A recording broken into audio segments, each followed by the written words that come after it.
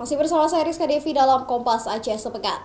Saudara, BMKG mengeluarkan peringatan dini cuaca di Aceh dalam beberapa hari ke depan. Diperkirakan Aceh diguyur hujan dengan intensitas sedang hingga lebat yang dapat disertai kilat petir dan angin kencang. Bahkan sejumlah daerah di Aceh sudah memasuki puncak musim hujan.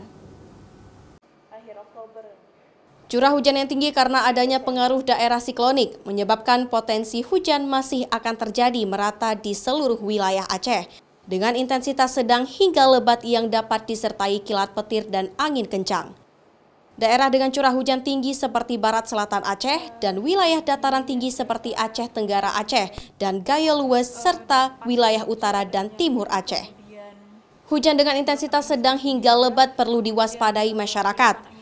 Apalagi sejumlah daerah di Aceh saat ini memasuki fase puncak musim penghujan.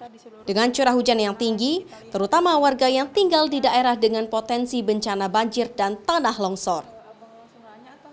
Sebenarnya untuk puncak musim hujan beberapa wilayah Aceh sudah memasuki di bulan November ini.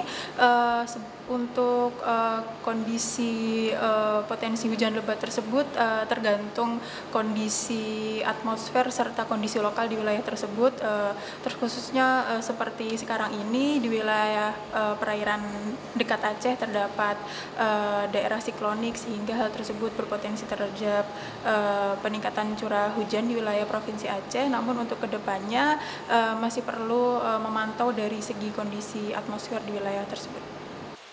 Musim penghujan di Aceh diperkirakan hingga awal tahun depan, sehingga peringatan dini cuaca dari BMKG diharapkan dapat dipedomani oleh masyarakat, seperti mengetahui kondisi atmosfer yang menjadi pemicu curah hujan yang tinggi dan kondisi geografis sebuah daerah. Mustajab, Kompas TV, Banda Aceh.